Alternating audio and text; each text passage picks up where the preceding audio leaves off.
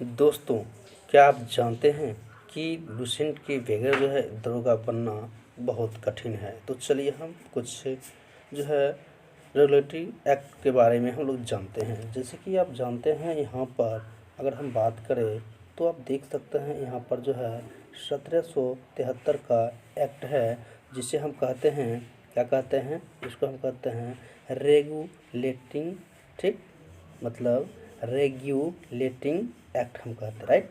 कहता है कि इससे अधिक जो होता है संवैधानिक महत्व, है ना, मतलब संवैधानिक महत्व जो होता है, यानी कि जो कि संविधान के अनुसार से जो कार्य होता है, यानी जो एक एक्ट बना है उसके माध्यम से। तो चलिए हम आगे देखते हैं कि भारत में ईस्ट इंडिया कंपनी के कार्यों को नियमित और नियंत्रित करने की दिशा और ब्रिटिश सरकार द्वारा उठाया गया यह पहला कदम था। और हम बात करें तो ये जो जितने भी कार्य होती थी, ये क्या होता था, एक संविधान एक्ट के माध्यम से होता था। बात करें हम तो कहता है कंपनी शासन में संसदीय नियंत्रण स्थापित किया जाता था। आपसे क्वेश्चन पूछा जा सकता है कि संसदीय नियंत्रण स्थापित किया जाता था किस एक्ट के माध्यम से, तो आप कहेंगे 1773 एक्ट। जैसे कि आप देख सकते हैं, इसको बताने का मेरा मकसद इसलिए है कि देख सकते हैं यहाँ पर जो है आपको क्वेश्चन यहाँ से बन रहा है और आपको पूछा जा सकता है कि ये जो है संसदीय नियंत्रण जो है स्थापित किया जाता है किस एक्ट के माध्यम से। तो वहाँ पर आपको सब्जेक्टिव पढ़ना अति आवश्यक होता है। इसलिए कहता है कि जब भी जो है आप पढ़ें तो लाइन बाय लाइन पढ़ें, जिससे कि आपको क्वेश्चन ना छूटे। कहता है इसके द्वारा जो होता है पहली बार कंपनी प्रशासनिक और राजनीतिक कार्यों को मान्यता मिली। आपसे ये भी पूछा जा सकता है कि ब्रिटिश जो शासन काल में जो है वह कंपनी को जो है प्रशासनिक और राजनीतिक कार्य जो है कब मान्यता मिली है, तो आप कह सकते हैं इजली 1773 जो है एक्ट के माध्यम से ये मिली थी। जब तक आप नहीं सब्जेक्टिव पढ़िएगा तब तक आप इस क्वेश्चन को हल नहीं कर सकते हैं। कहता है कि इसके द्वारा केंद्रीय प्रशासन की नींव रखी गई थी। और ये जो है प्रशासन, केंद्रीय जो है प्रशासन की नींव किस एक्ट के माध्यम से रखा गया, तो आप कह सकते हैं 1773। और आज के समय में इसी प्रकार से क्वेश्चन आ रहा है, जो कि पता नहीं लग पाता है कि ये क्वेश्चन कहाँ से आ रहा है, क्योंकि हम लोग क्या करते हैं सिर्फ ऑब्जेक्टिव ध्यान रखते हैं। लेकिन दोस्तों, जब तक आप सब्जेक्टिव नहीं पढ़िएगा तब तक जो है ये आगे नहीं बना सकते हैं। कहता है कि इसकी विशेषता हम लोग देखते हैं कि इस अधिनियम द्वारा जो है बंगाल गवर्नर और बंगाल का गवर्नर जो है जनरल पद का नाम दिया गया था। देखिए ये भी वेरी वेरी इंपॉर्टेंट है, पूछा जाएगा कि बोलते। और देखिए ऑब्जेक्टिव यहाँ से बना है और कितने बार पूछा गया है कि बंगाल के गवर्नर, है ना, बंगाल के गवर्नर को बंगाल का गवर्नर जनरल पद जो है दिया गया है। आपसे पूछा जा सकता है कि कब दिया गया था, किस एक्ट के माध्यम से, तो हम इसको भी कह सकते हैं 1773 एक्ट के माध्यम से, राइट। देखिए क्वेश्चन कितना बन रहा है।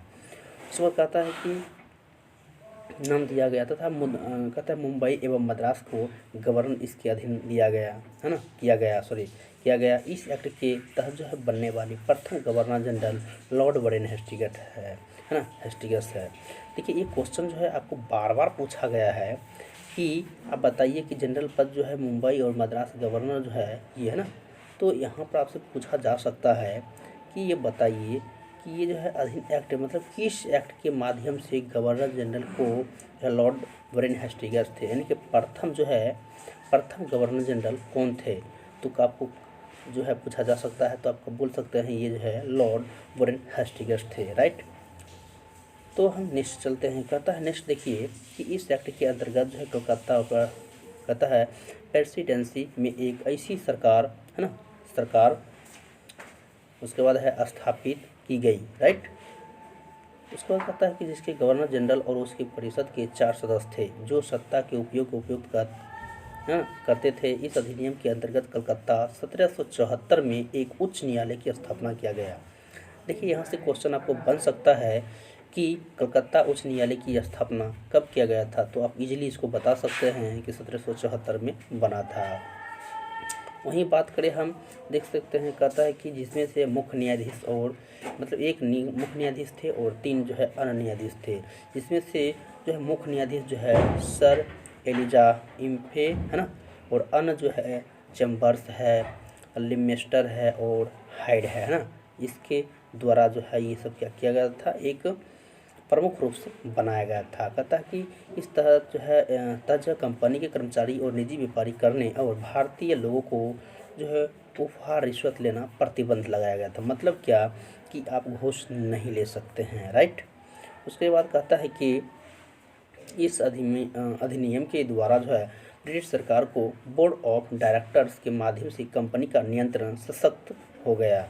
ठीक, कहता है इसे भारत में, देखिए क्वेश्चन कितना इम्पोर्टेंट होता है। ठीक, भारत में क्या है, इसको बहुत काफ़ी जो है एक लागू रूप से किया गया था, एकदम प्रतिरोध रूप से जो है एक हम कह सकते हैं कि इस प्रकार से जो है एक नियम रेगुलेशन बनाया गया, जिसके माध्यम से क्या हुआ, एक रूप से चलाने जाना की जो है एक प्रथा बनाया गया था एक्ट के माध्यम से। चलिए हम नेक्स्ट देखते हैं। कहता है एक्ट ऑफ द सेटलमेंट 1781। ठीक, अब ये क्या है 1781, आपसे पूछा जा सकता है कि 1781 एक्ट के माध्यम से कौन कौन क्या क्या काम हुआ। तो देख सकते हैं यहाँ पर क्या कहता है, रेगुलेटरी एक्ट की कमियों को दूर करने के लिए, है ना, आपको पूछा जा सकता है कि एक्ट ऑफ सेटलमेंट जो है, देखिए क्वेश्चन से ही पता चलता है सेटलमेंट मतलब क्या, एडजस्ट करना, है ना।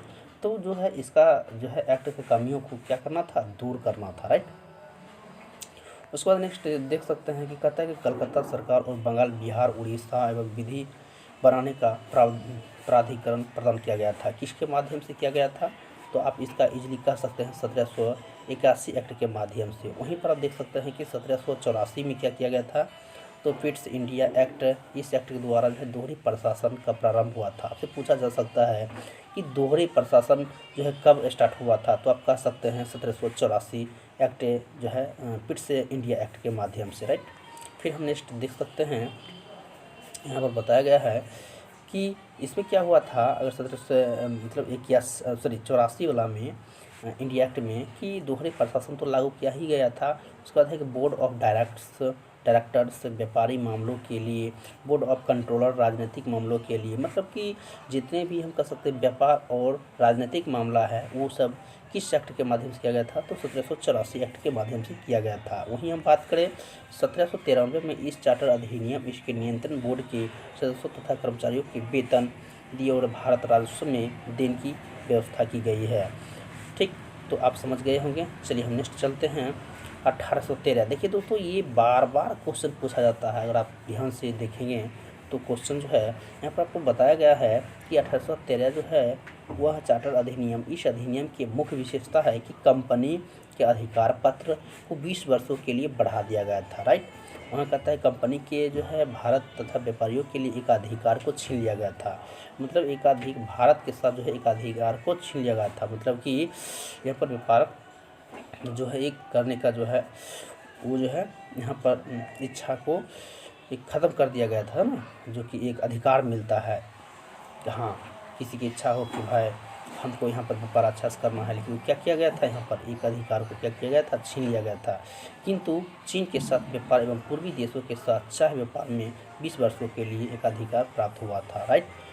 ठीक, तो आप समझ सकते हैं कि आपसे पूछा जा सकता है कि बताइए कि भारत के साथ व्यापार करने के एक अधिकार को छीन लिया गया था किस एक्ट के माध्यम से, ये चार्टर अधिनियम के द्वारा। तो आप कह सकते हैं 1813 में। ठीक, तो कुछ सीमाओं के अधीन जो होता है, कुछ सीमाओं के अधीन जो होता है वह ब्रिटिश क्या करता था, इस प्रकार से आगे बढ़ने का काम किया था।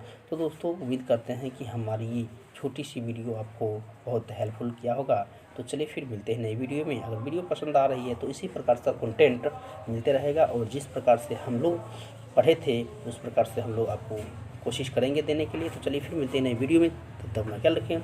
जय हिंद।